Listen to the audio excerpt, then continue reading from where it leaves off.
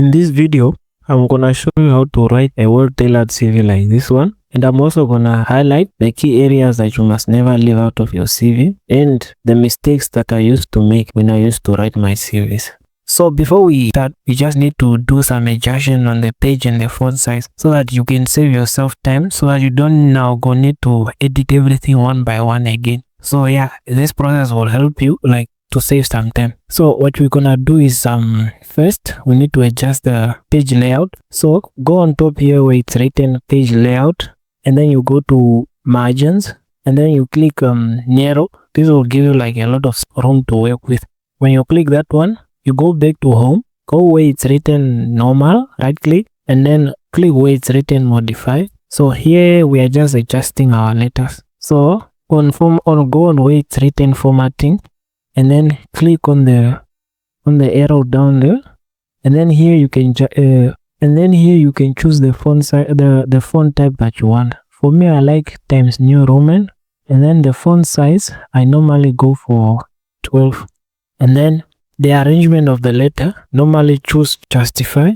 So this is just neat, makes the work look neat and arranged like the letters they are arranged in a neat way. So yes, after that, when you are done, click OK.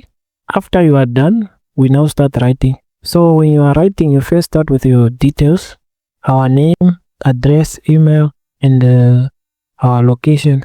So we go to insert here, insert table, and then click on the 2x1 table, and then you come back here, you click. So we first start with our name,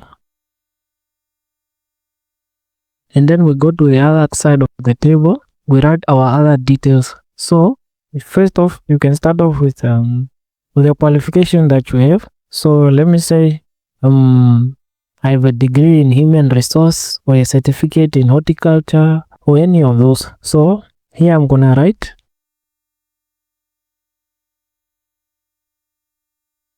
degree in human resource management, and then press enter, and then here you can write your contact details. So it's advisable that you put at least 2 contact details. Let me say you get the job and then you are unavailable on the number, maybe you find yourself with the phone off. So it always good that you put 2 phone numbers, so that if they don't reach out to the first one, they can reach out to the second one. So you can put slash and then put another number. Then after that we add our email address.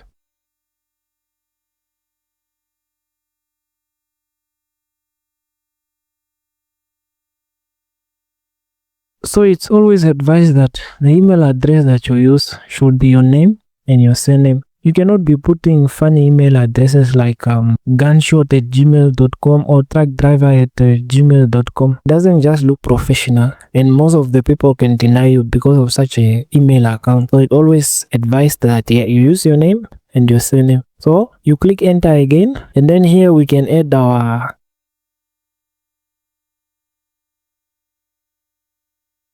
So after you are done, you can highlight everything, and then on your tab here, you go at the arrangement of words. So after you are done, you can highlight your words, go where it's written, align right, and then yes, there we have it. So after you are done with that, highlight everything, and then where there is written borders, I left click there and go to where it's written no borders. So after you are done, you come here at borders, click at horizontal line. After it comes, there's a line that comes. So now we are moving on to the next step. So what we're gonna do is create the skeleton of the CV. So I already highlighted the skeleton of the CV. So I'll just copy and paste. So yes, there it is. So in most cases, recruiters, they are normally looking for certain things in your CV. For me, what I like to start off is with a career profile, core skills, education and qualification, career summary, and then my references. Also, I forgot one thing, interest and hobbies. So this is sometimes, it's also important depending on the job that you are applying. Let me just put it there, interest and hobbies. So when you are done, highlight everything, So because these are titles, we're gonna use uppercase on them. Go to where it's change case and then click where it's written uppercase. So we are also gonna bold this. Go to the left corner where there's a B and then click there and then it's bold. After that, click here on professional profile, put your case at the end there and then click enter twice and then go to the next one. After you are done, highlight it and then go where it's it borders here and then click top border and then you go back again and then click bottom border. So do the same for all. This is the skeleton of your, or let me say our CV. You can see it already looks fine. It looks up to standard, looks professional. Yes, so what we are gonna do is start filling in professional profile, core skills, education and qualification, career summary and references. So before we start filling in those things, one should know that, you know, a CV is not one size fit all. You cannot use one CV for many different types of jobs. So basically what I'm trying to say is, depending on the job description and the skills that they are looking for is what you need to put in your professional profile, core skills, references, and if interest and hobbies are needed, yes, you also put those things. So you cannot just put any random things and then you think, yeah, you'll get the job. So yes, we're gonna start with a professional profile. Here we can see that yes, this person did human resources and the job description is the one that will tell us what to put in. So yes, so all of this I'm just going to copy and paste. I already have them. So here is mine, nice and short. Now we are gonna go to core skills. So here you must put your soft skills and your hard skills. So what we're gonna do is what I like doing is to insert a table, and they should be in bullet form now. So I'm gonna create two columns. So after creating our 2 columns, for me I already copied my skills, so I'm just going to copy and paste. For you, you can write yours down. So for me, I'm going to copy and paste. So after looking at this, I can see the spacing is not fine. So what I'm gonna do is highlight, come at home, click at line and paragraph spacing, then you come at remove spacing before paragraph. Then you go back again and then remove space after paragraph. So this side we are gonna put the others, copy and paste, and then we are gonna do highlight, go to remove spacing, and then go back again and then remove after spacing. So they should be short like that. And then you highlight everything. Left click, go to borders and select no borders. So yes, so now we go to education and qualification. This is just to say the qualifications that you have. It can be your high school qualification, can be your university qualification, or any qualification in any field, whether it's a certificate or whether it's an online course that you took. You can all put them here. For me, I have 2 qualifications, so it's the one that I'm gonna put here. So I'm just going to copy and paste the qualification. So when you are doing this, in terms of the qualification, you should put the one that you got first, and the bottom ones that follows are the ones that you got last, in that ascending order. You can also put the relevant subjects that might be needed for a job that you are applying. If the job doesn't really specify which subjects you need. So then we move on to career summary. So this basically highlights what you have been doing, the work experience that you have. If you don't have any work experience, you can leave this one out. Let me say you are a graduate that just graduated recently, or you just finished your metric, and then you don't have any work experience. So things like leadership and even internship, those things can be counted as work experience. And literally any job that you have done once, whether it's volunteering, maybe helping out at the kitchen, those are regarded as work experience if they are in line with the job description. So yes, for me, I have already copied and pasted the career summary. So I'm just going to copy and paste it.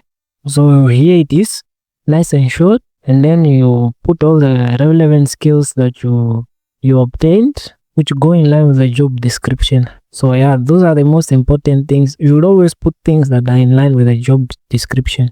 That is very important. So the second last part is references. So these are the people that can be called to ask if everything, like the type of person that you are. So you can basically put in people that you worked with, your teachers, your lecturers, and I would like to highlight that you should not put somebody who you have not informed, because if let me say you pass the interview and they decide to go call someone in your references, and then you did not inform that person might not speak good of you. So you should always tell the person that you are putting them in your references so that they agree or they speak good of you. So yes, for me, I already copied and pasted my references, so I'm just going to put them there. So for me, I've already copied and pasted here my references. You can put the person's name, their job description, and where they are from, and then you can add their contact detail. So next, we go at interest and hobbies. So these ones are optional if they can help you in your job description. Like let me say people are looking for a coach, maybe a soccer coach or something. Then you can put interest and hobby. Maybe it's a football. Maybe you can put love playing football, running, and all those things that can help you, like put you into advantage so that you show that you are fit for the job. So I'm gonna put some interest and hobbies. For me, I've already copied and pasted. As always, I'm going to copy and paste. Then we are done. So in most cases, your CV should be approximately 2 to 3 pages long. I mean, no one will accept a CV that is 1 page long. That is just laziness. And then if a CV is too long, people might not want to read it. So they might just look at it and be like, this is too much. So yes, after you are done, you can highlight and see and make sure the font size is the same. So for me, I'm highlighting, pick font size to be 12, and then the font type, I put New Roman. So yes, even here, and we make it a bit bigger. This is our CV. As you can see, it looks attractive, looks neat, properly done, contains everything that someone who is giving a job will want. And if you found this video helpful, if you watch until the end, please hit that subscribe button, like the video, comment on the type of video that you want me to do next. And if you need some help, maybe you can just comment there. I can give you a link so that I can help you face to face. Thank you. Free of charge. Thank you.